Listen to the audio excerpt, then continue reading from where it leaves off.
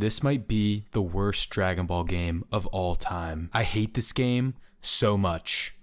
Just fucking kidding. I love this game. I haven't talked about it much, but I'm a lifelong fan of Dragon Ball. I play Dokkan Battle, I religiously keep up with the anime, and I buy all the games. And one of my earliest gaming memories is as a 6-year-old playing DBZ Budokai Tenkaichi 3 with my brother. There's this place called the Movie Gallery right down the street from our house, and it was basically a knockoff Blockbuster, but they also sold games. We would go there every week with dad, and instead of buying the game like a smart person, we would rent that shit and return it over and over and over again. And it was a blast. We would plop that jaunt on the PS2 and play until we lost the feeling in our thumbs. My retina probably aged like 30 years from the amount of time I spent looking at that TV screen, beating my brother's ass into oblivion with Super Saiyan 4 Gogeta.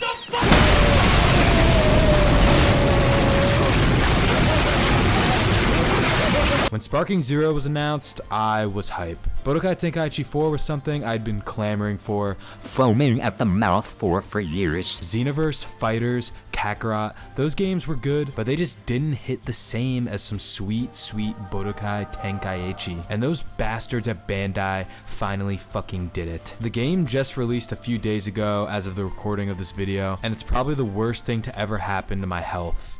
Why? Because I can't get anything done now. When I'm at work, I'm thinking of this game. When I'm with friends, this game is on my mind. I have multiple videos that I'm working on, and I put them on hold just because I'm no-lifing this game. I'm playing this game while recording this video right now. This game is trying to kill me, but I don't care because it's that damn good. So why am I glazing this game so hard right now?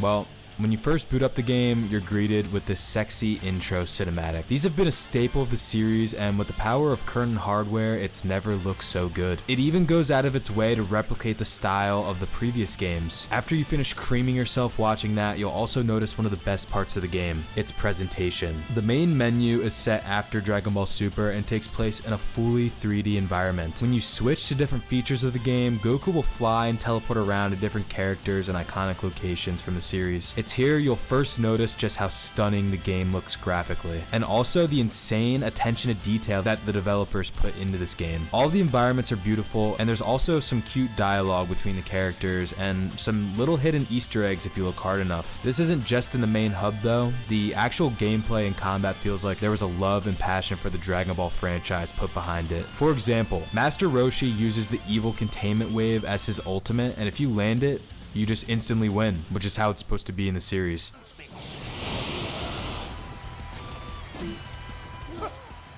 Yeah, I pulled it off!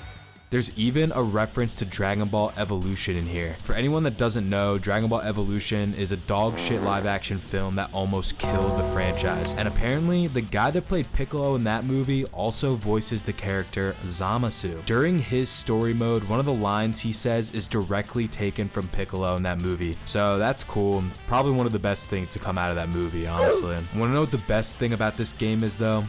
The combat. In Xenoverse 2 and Kakarot, you use one combo and that's basically it. Those games are for little babies. This game though is for handsome, manly men. The amount of combos and variety in the combat are insane, and there's countless ways you can fight. What makes fighting in this game even more insane though is the amount of defensive options players have. There are so many different ways you can guard, counter, parry. You can fucking vanish endlessly for hours with another player for the entire fight if you both have the timing right. The combat is just, to put it simply, so enjoyable and such a good time. You can also transform into all the different transformations and fuse mid-battle, which is really cool. And there's even an incentive to start off as a weaker version of a character, because when you transform mid-battle, it boosts your character's stats and can even increase your health and give you an advantage over your opponent. This not only adds layers of strategy to the fights, but also makes it feel more like Dragon Ball, since the characters in the show always seem to work their way up in their transformations. Now, the combat isn't flawless. Something I've noticed that not a lot of people are talking about is the jank. I wouldn't say it feels off, but in my opinion, it doesn't feel as polished as the games from almost 20 years ago at this point. Smash attacks feel delayed sometimes, the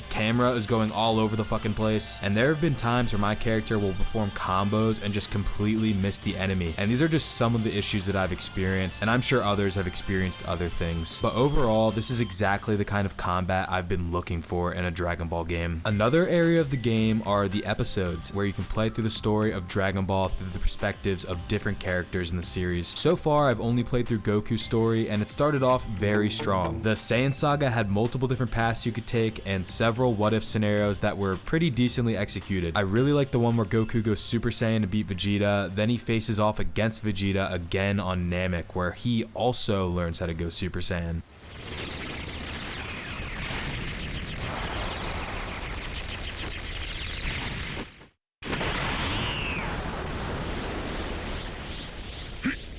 Transformed?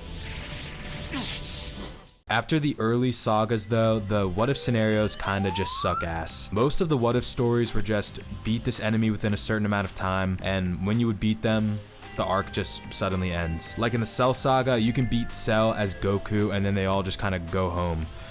Lame. Then in the Buu saga, you can beat Buu in a certain amount of time and Buu still kills Babidi, but then he just turns good and the saga ends. So fucking lame. Now, maybe the other episodes have more, but it would have been really cool to see the developers do more with the alternate timelines. What if Goku was never brought back to life in the Buu saga? What if Goku was the one who went Super Saiyan 2 in the Cell saga? How would that affect the Buu arc? What if Goku never learned Ultra Instinct during his fight with Jiren? Maybe somebody else learns how to do it? There are so many possibilities for interesting alternate stories that could have been told, and I hope maybe there are some that get added as DLC. The episodes are also basically just a PowerPoint presentation of the series, and for $70 it would have been nice to get more cutscenes, because if I'm being honest, I was getting pretty fucking bored watching some of this shit. Regardless, the story mode is a nice little addition to the game and hopefully will become more interesting the more I get to play. At the very least, it's good practice for multiplayer, especially after that Great Aunt Vegeta fight. Those are some of the main features of the game I wanted to touch on, and overall, Sparking Zero has been so fun to play. Despite the lackluster at times story and the slight jankiness of the gameplay, this is the greatest Dragon Ball game ever,